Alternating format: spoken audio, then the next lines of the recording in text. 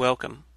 I'm Sebastian Mahfood, and you're listening to WCAT Radio, the on-air wing of En Route Books and Media, bringing you the dulcet sounds of Catholic wisdom. Okay, buddy, welcome back. This is Pat Flynn, and today we are on to the Fifth Commandment. And that, of course, as everybody should know, is thou shalt not kill. Thou shalt not kill. A lot, of course, that could be said about this, but since this is the 10 Commandments in 10 minutes, we will just give a brief excursus, if that even makes sense.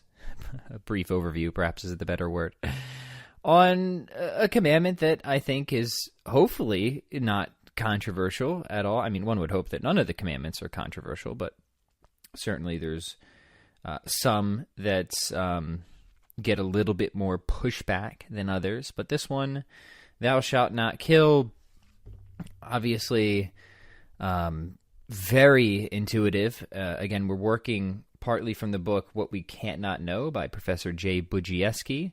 So why don't I just read some of what he wrote, and then I will add a few notes of mine. So he begins by stating an important distinction, and I quote, "Our translations of the Fifth Commandment are somewhat misleading in that the primary meaning of the Hebrew verb rendered kill is murder.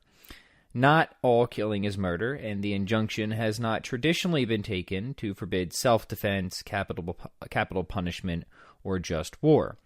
So seriously did Hebrew law take bloodshed, however, that even justified wartime killing was sought to bring about ritual impurity. The biblical ground of the prohibition of murder is that man is created in the image of God." And then he quotes from the Bible, "Whoever sheds the blood of man, by man shall his blood be shed, for God made man in his own image." In biblical terms, to say that a man is God's created image is to say that the eternal God made man such a being that it was possible for God to have communion with him. It also means that he is God's representative on earth, with a steward's authority over the rest of creation. Jay continues, "How much of this carries over into natural law? It is certainly one of the things we can't not know, that no human may deliberately take innocent human life.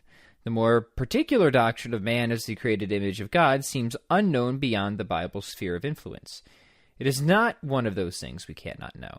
Some intuition of the sacredness of human life is universal nonetheless, and this foothold in our image of what makes a doctrine of the Imago Dei so compelling, that's what makes it so compelling once heard. In this sense, it might be said that nature contains a premonition of biblical revelation. Unfortunately, the intuition of the sacredness of human life can easily be deflected into various forms of idolatry, in which we reverence ourselves as God, partly God, parts of God, gods, or in some way to becoming gods. Insofar as this deflection requires exaggerating one of the things we can't not know, that human life is sacred, while suppressing another, that humans are not divine, it is profoundly dishonest. That does not prevent it from being common, and the same two-edged potential for good or evil, for development or perversion, can be found in every natural intuition." So, a nice little summary there by Professor J, and I will just make a few more notes. So, of course, the initial distinction, between murder and kill, very important, and this is something that I will be making this distinction again to my actual Sunday school students tomorrow.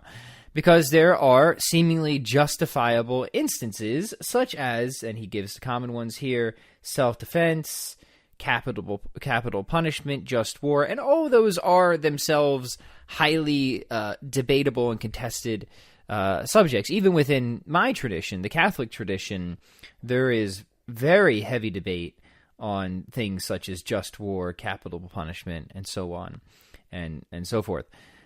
So what we can say confidently, of course, is that it is wrong in all instances to take an innocent human life. That is one of those things we can't not know, that Professor J is absolutely right on. And then what the commandment does, as the commandments typically do, is they expand upon or go beyond what we can sort of deduce from the natural law. And I just want to clarify once again, when we say that natural law theory, we don't mean like law in the legal sense that most people think of it in today's society. I saw somebody post online. They said, there's no natural law. There's no law in nature that says a tiger can't maul a human. That is an extremely crude caricature and misunderstanding of natural law theory. Natural law theory is simply the idea that things have ends, that there is a teleology or directedness in nature. And that by understanding that teleology or directedness of nature, we can start to deduce what a certain thing is for and what is good for a certain thing and what is bad for a certain thing. And that some things that promote the flourishing of something are good acts, other things that frustrate the flourishing of things are bad acts. So it's very, I hate that I even have to make that distinction, but it seems like so many people still operate under just a very crude understanding of what we actually mean by the natural law.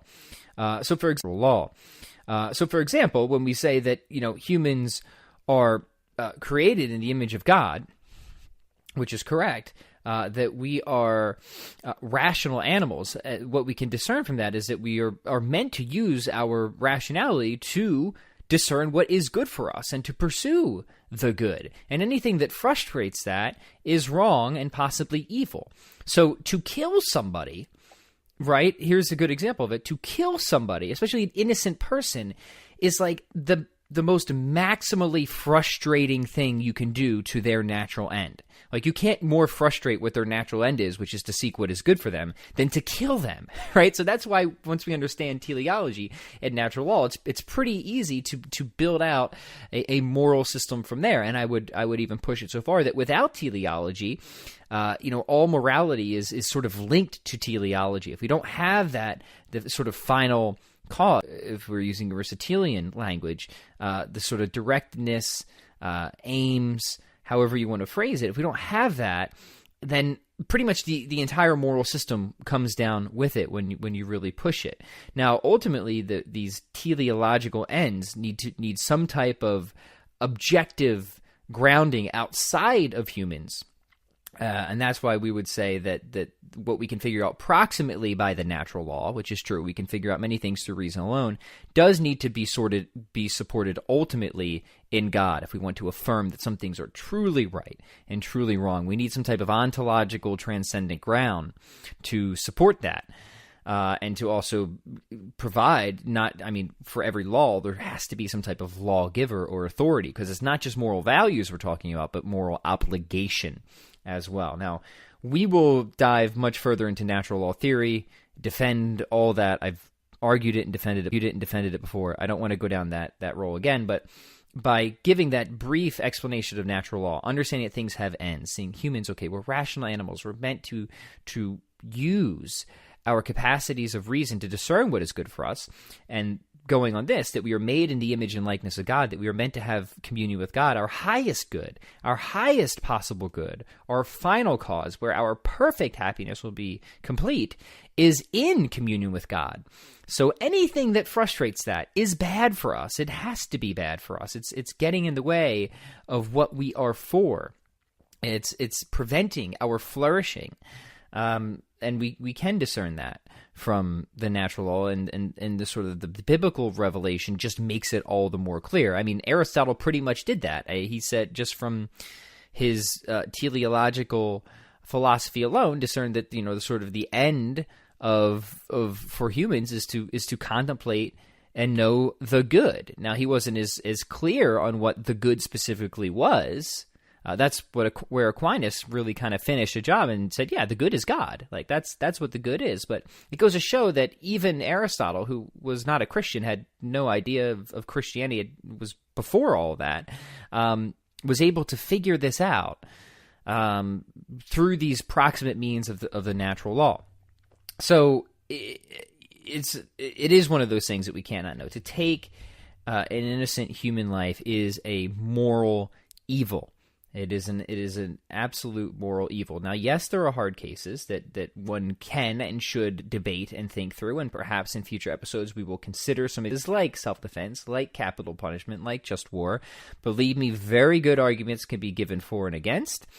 Some of these I am still working through myself, haven't made up my mind, but the basic thrust both from the biblical revelation and natural law, is that it is quite obviously wrong to take an innocent human life. So, that's the fifth commandment. So don't go around murdering people. If you're doing that, stop, repent, turn yourself in, all those necessary things. But otherwise, keep not doing that. That's very good. So thank you for listening in. This has been the 10 Commandments in just a smidge over 10 minutes. Hey, if you think we're doing a nice job, if you like hearing these episodes, especially Sunday school, if you think it's important, morality is important, if you think morality is important, do me a favor. Subscribe to the show, share it, iTunes, Stitcher, leave those reviews. The 5-star reviews really help bring new people to the show, increase rankings. So that's really the best thing you can do to support this project here. Thank you for listening. Talk to you soon. We hope you enjoyed the program and will join us back for another show on WCAT Radio. This is Sebastian Mahfood. Good day.